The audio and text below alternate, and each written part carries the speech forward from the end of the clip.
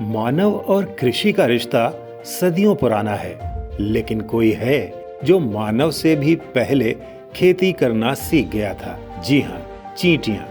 हालांकि उनके पास हमारे जैसा दिमाग या मस्तिष्क नहीं होता। मस्तिष्क की बात निकली तो आपको बता दें, आईआईटी कानपुर के शोधकर्ताओं ने हाल ही में ब्रेन स्ट्रोक जैसी घातक समस्या से उबरने के लिए दुनिया का पहला रोबोटिक हैंड एक्सोस्केलेटन विकसित किया है। और जब बात चिकित्सा क्षेत्र की हो रही है तो एनेस्थीसिया की भी बात कर लेते हैं, जिसके विकास के बिना शल्य चिकित्सा शायद इतना आगे न बढ़ पाती। चलिए इन सारी रोमांचक जानकारियों के लिए देखते हैं आज का ज्ञान विज्ञान।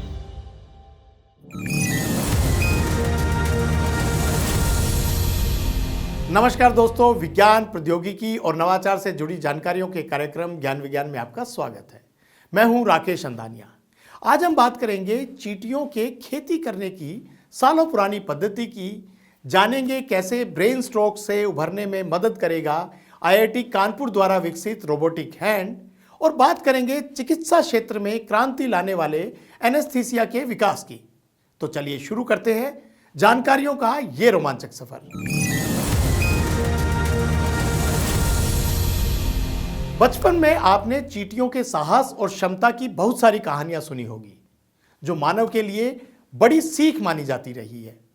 लेकिन क्या आपने कभी यह सुना है कि यह छोटा सा जीव खेती भी करता है?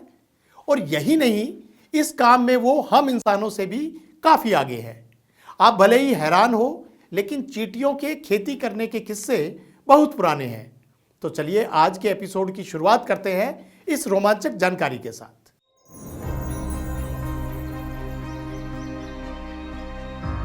खेती शब्द सुनकर हम सबको याद आता है किसान, गांव, हल, फसल, यही ना? लेकिन खेती का नाम सुनकर आपके जहन में दूर दूर तक चींटियां तो नहीं आ सकती। आप ये कल्पना भी नहीं कर सकते कि खेती और चींटियों का कोई संबंध हो सकता है। लेकिन आपको जानकर हैरानी होगी कि यह नन्हा सा जीव फफूंद की खेती करता है, वो भी बिल्कुल हमारी तरह। साइंस जर्नल में प्रकाशित एक अध्ययन के अनुसार चींटियां मनुष्य से भी पहले से फंगस की खेती करती आ रही है। शोधकर्ताओं के अनुसार चींटियां फफूंद की खेती अपने लार्वों के लिए करती हैं। ये चींटियां पौधों की पत्तियां कुतरती हैं और उन्हें अपने कॉलोनी में ले जाती है और ताज़ी हरी पत्तियां फफूंदों को खिलाती हैं। ये खेती न सिर्फ उनके कॉलोनी को जीवन देती है, बल्कि एक विशाल साम्राज्य बनाने का रास्ता भी खोलती है, जिसमें कभी कभी लाखों चींटियां होती हैं। चींटियों के फफूंद की खेती करना भले ही हमारे लिए नई बात है, लेकिन वैज्ञानिकों के अनुसार चींटियों ने फफूंद की खेती करने की शुरुआत 6.5 करोड़ साल पहले ही कर दी थी। उन्होंने तब से लेकर अब तक ऐसी चींटी की प्रजातियों की खोज की है जो फंगस की खेती करती हैं। स्मिथसोनियन इंस्टीट्यूशन के वैज्ञानिकों ने चींटियों की खेती पद्धति को और समझने के लिए जेनेटिक डेटा का विश्लेषण किया।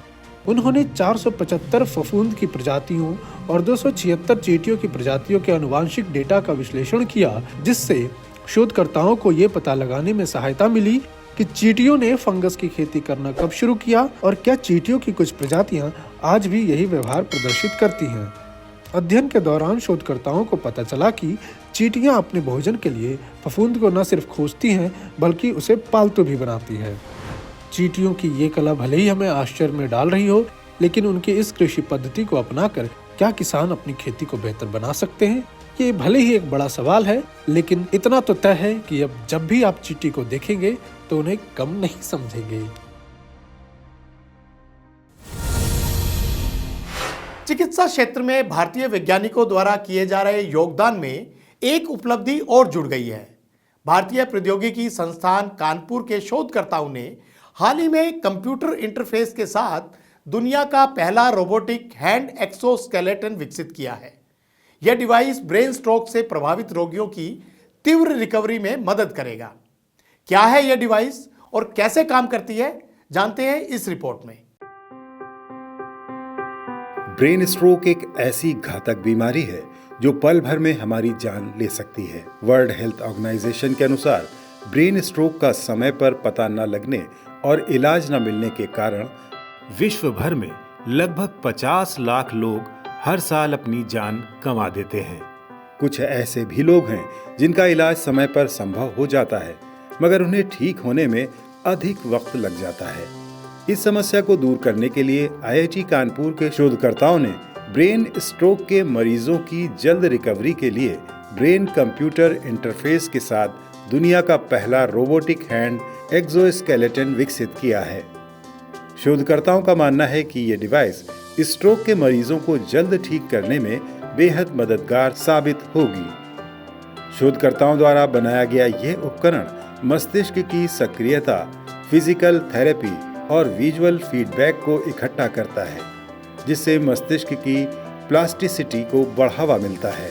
इस उपकरण के उपयोग से मस्तिष्क की गतिविधियों को शारीरिक गतिविधियों से जोड़ा जाता है। स्ट्रोक के कारण ब्रेन के उस हिस्से को हानि पहुंचती है जो शरीर के अंगों को चलाने के लिए जिम्मेदार होते हैं, जिसके कारण मरीजों में मसल्स डिसेबिलिटी देखने को मिलती है। पारंपरिक फिजियोथेरेपी में दिमाग की पूरी तरह से मदद नहीं मिल पाती, जिससे इसका असर सीमित होता है। यह उपकरण मस्तिष्क की गतिविधियों को शारीरिक गतिविधियों से जोड़कर इसका समाधान प्रदान करता है। चिकित्सा के दौरान रोगियों को स्क्रीन पर कोई भी हाथ की हरकत करने के लिए निर्देश दिया जाता है, जैसे कि अपनी बाईं या दाईं मुट्ठी खोलना या बंद करना, जबकि उनके चलने का सही इरादा मस्तिष्क में EEG सिग्नल और मांसपेशियों में EMG सिग्नल उत्पन्न करता है। इन दोनों संकेतों को फिर रोबोटिक एक्सोस्केलेटन के साथ जोड़ा जाता है। ये उपकरण सुनिश्चित करता है कि मस्तिष्क, मांसपेशियों और कंप्यूटर स्क्रीन के विजुअल परिणामों को बेहतर बनाने के लिए आपस में मिलकर काम करें। तो नॉर्मल फिजियोथेरेपिस्ट जो कराते हैं हैंड फिजियोथेरेपी में आपको हाथ खोलेगा या बंद करेगा, सो वो पार्ट जो रोबोट जो करा रहा है वो सेम चीज़ करा रहा है, आपको हाथ खोल रहा है या हाथ बंद करा रहा है। सेकंड है, आपको उस टाइम पर नॉर्मल केस में ब्रेन एंगेजमेंट होता नहीं है या कम होता है, तो BCI जो करा रहा है आपको ब्रेन को फुल्ली एंगेज कर रहा है उस टाइम पर कि आप करेक्टली सोच रहे हैं या नहीं सोच रहे हैं। अगर नहीं सोच रहे हैं तो ऑटोमेटिकली EEG नहीं आएगा और प्लस एक्सोस्केलेटन काम नहीं करेगा, वो दिखाई देता है कि आप सोच नहीं रहे। तो वो ब्रेन को एंगेज करता है प्लस फिजियोथेरेपिस्ट का काम करता है। तो ये क्लोज लूप कंट्रोल जो है, हम लोग को मानना है कि ये आपको रिकवरी मच फास्टर कर देगा। शोधकर्ताओं ने इस उपकरण के सहारे 4 भारतीय और 4 इंग्लैंड के मरीजों पर अध्ययन किया, जो स्ट्रोक के 1 या 2 साल बाद अपनी रिकवरी में स्थिर हो गए थे। शोधकर्ताओं ने पाया कि इस इनोवेटिव थेरेपी के माध्यम से वो पूरी तरह से ठीक हो गए। ये उपकरण थेरेपी के दौरान मस्तिष्क को सक्रिय रूप से शामिल करके रिहैबिलिटेशन के प्रोसेस को बढ़ाते हैं, जिससे पारंपरिक फिजियोथेरेपी की तुलना में तेज और व्यापक रिकवरी होती है। स्ट्रोक से उबरने का सबसे कारगर समय पहले 6 से 12 महीनों के भीतर का होता है, लेकिन इस डिवाइस ने उस महत्वपूर्ण समय सीमा से परे भी रिकवरी को सुविधाजनक बनाने की क्षमता प्रदर्शित की है। भारत में अपोलो हॉस्पिटल्स के साथ बड़े पैमाने पर चल रहे क्लिनिकल ट्रायल्स के साथ शोधकर्ताओं को उम्मीद है कि ये डिवाइस 3 से 5 साल के भीतर आम लोगों के लिए उपलब्ध हो जाएगी, जो स्ट्रोक के रोगियों के लिए उम्मीद की नई किरण साबित होगी।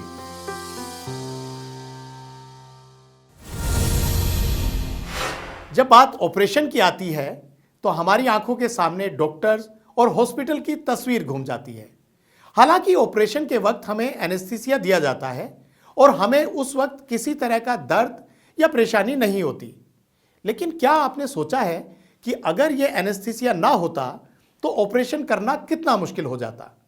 आज के आविष्कार जिन्होंने दुनिया बदल दी सेगमेंट में हम इसी एनेस्थीसिया के आविष्कार और विकास की कहानी जानेंगे। सर्जरी मतलब असहनीय दर्द और पीड़ा। ये सोचकर ही हम डर जाते हैं कि न जाने कितना दर्द सहना होगा। आधुनिक समय में डॉक्टर सर्जरी के वक्त एनेस्थीसिया या अन्य दवाओं का उपयोग करते हैं, जिससे हमें ज्यादा दर्द न सहना पड़े। मगर सर्जरी का चलन तो प्राचीन समय में भी था। तब ना तो एनेस्थीसिया थी, ना ही कोई और दवाई जिससे उस वक्त दर्द को कम किया जा सके। अब सवाल उठता है कि उस वक्त के वैद्य सर्जरी के वक्त अपने मरीजों के असहनीय दर्द को कम करने के लिए क्या करते होंगे। प्राचीन काल में विभिन्न प्राचीन सभ्यताएं जैसे मेसोपोटामिया, मिस्र और भारत के वैद्य शल्य चिकित्सा यानी सर्जरी करते वक्त अपने मरीजों की असहनीय पीड़ा को कम करने के लिए हर्बल उपचार का उपयोग करते थे। लगभग 4000 ईसा पूर्व मेसोपोटामिया के लोग अफीम का इस्तेमाल सर्जरी के समय दर्द को कम करने के लिए किया करते थे। ठीक इसी तरह मिस्र और भारत में भी हर्बल पौधे जैसे एकोनाइट का उपयोग कर दर्द को कम करने की कोशिश की जाती थी। हालांकि ये उतनी कारगर साबित नहीं होती थी। कुछ पल बाद उन्हें फिर से वही पीड़ा झेलनी पड़ती थी। उन्हें एक ऐसी संजीवनी चाहिए थी जो पल भर में उनके दर्द को गायब कर दे। तब आविष्कार हुआ एक ऐसी पद्धति का जिसे एनेस्थीसिया कहा जाता है। इतिहासकारों की माने तो एनेस्थीसिया का इस्तेमाल 19वीं सदी में हुआ था। 1846 को अमेरिका के डॉक्टर विलियम मोर्टन ने सार्वजनिक रूप से बोस्टन के मैसाचुसेट्स जनरल अस्पताल में ईथर का उपयोग किया था, जिसे चिकित्सा क्षेत्र के इतिहास में मील का पत्थर माना जाता है। ईथर के बाद नाइट्रस ऑक्साइड और क्लोरोफॉर्म का भी प्रयोग शल्य चिकित्सा में एनेस्थीसिया के रूप में किया गया। नाइट्रस ऑक्साइड की खोज सबसे पहले 1772 में जोसेफ प्रिस्टली ने की, लेकिन इसके चिकित्सीय उपयोग का अनुभव 19वीं सदी के मध्य में हुआ। वहीं क्लोरोफॉर्म का उपयोग 1847 में डॉक्टर जेम्स यंग सिम्पसन ने किया और इसे भी शल्य चिकित्सा में दर्द निवारण के लिए उपयोगी पाया गया। 20वीं सदी में एनेस्थीसिया के क्षेत्र में और आधुनिक विकास हुए। 1930 के दशक में हल्के एनेस्थेटिक्स के प्रयोग ने सर्जरी की प्रक्रिया को और भी आसान और सुरक्षित बना दिया। इसके बाद नए नए एनेस्थेटिक एजेंट्स जैसे कि आइसोफ्लूरेन आदि का विकास हुआ, जिससे एनेस्थीसिया की प्रक्रिया और अधिक सुरक्षित और प्रभावी हुई। साथ ही एनेस्थेटिक तकनीकों में भी सुधार हुआ और रोगी की स्थिति पर बेहतर निगरानी रखना संभव हो पाया। प्राचीन काल से अब तक एनेस्थीसिया के क्षेत्र में लगातार नवाचार और तकनीकी विकास होता रहा है। आधुनिक एनेस्थीसियोलॉजी में कंप्यूटराइज्ड डेटा मॉनिटरिंग और रोबोटिक सर्जरी का प्रयोग भी शामिल है। विज्ञान के इस नवाचार ने न केवल चिकित्सा क्षेत्र में बड़ी सफलता हासिल की, बल्कि अनेकों लोगों की जान बचाने में भी सफल रहा।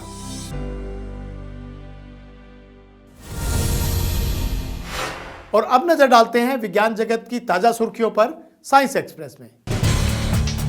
यूनिवर्सिटी ऑफ पिट्सबर्ग के वैज्ञानिकों ने बच्चों में तेजी से फैल रहे अस्थमा का एक सरल और किफायती नोजल स्वैब टेस्ट ढूंढ निकाला है।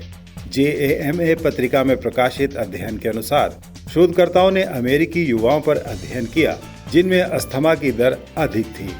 शोधकर्ताओं ने 459 युवाओं के नाक के नमूने एकत्रित किए और T2 और T17 जीन्स का विश्लेषण कर रोगी में अस्थमा के एंडोटाइप का पता लगाया। अस्थमा एक अत्यधिक परिवर्तनशील रोग है जिसके विभिन्न एंडोटाइप्स होते हैं जो विभिन्न प्रतिरक्षा कोशिकाओं द्वारा संचालित होते हैं तथा उपचार के प्रति अलग अलग प्रतिक्रिया देते हैं। इसलिए बेहतर उपचार की ओर पहला कदम एंडोटाइप की पहचान और उसका सटीक निदान है। जूलॉजिकल सर्वे ऑफ इंडिया के वैज्ञानिकों ने एक नई पेंगोलिन प्रजाति की पहचान की है जो लगभग 34 लाख साल पहले चीनी पेंगोलिन से अलग हो गई थी। जूलॉजिकल सर्वे ऑफ इंडिया के वैज्ञानिकों के अनुसार इंडो बर्मा क्षेत्र में होने वाले बड़े जलवायु बदलावों के कारण इस प्रजाति का विकास हुआ जो दुनिया के जैव विविधता के प्रमुख क्षेत्रों में से एक है। मैमेलियन बायोलॉजी पत्रिका में प्रकाशित इस अध्ययन के अनुसार भारतीय वैज्ञानिकों ने पाए गए पेंगोलिन का जेनेटिक विश्लेषण किया तो पता चला कि इंडो बर्मा पेंगोलिन प्लियोसीन और प्लीस्टोसीन युगों के दौरान जलवायु परिवर्तन के कारण अलग हुए थे। शोधकर्ताओं का मानना है कि अब यह प्रजाति मुख्य रूप से अरुणाचल प्रदेश और असम में पाई जाती है। साथ ही नेपाल, भूटान और म्यांमार में भी पेंगोलिन की इस प्रजाति के मिलने की संभावना है। आज के कार्यक्रम में इतना ही। उम्मीद है आपको हमारा ये प्रयास पसंद आया होगा। अगर आप हमारे साथ जुड़े रहना चाहते हैं तो हमारे इस चैनल को लाइक करें, सब्सक्राइब करें और अपने दोस्तों के साथ शेयर जरूर करें। हम अगले हफ्ते फिर हाजिर होंगे ऐसी ही कुछ नई पुरानी रोमांचक जानकारियों के साथ। तब तक के लिए बने रहिए हमारे साथ वैज्ञानिक सोच के साथ। नमस्कार।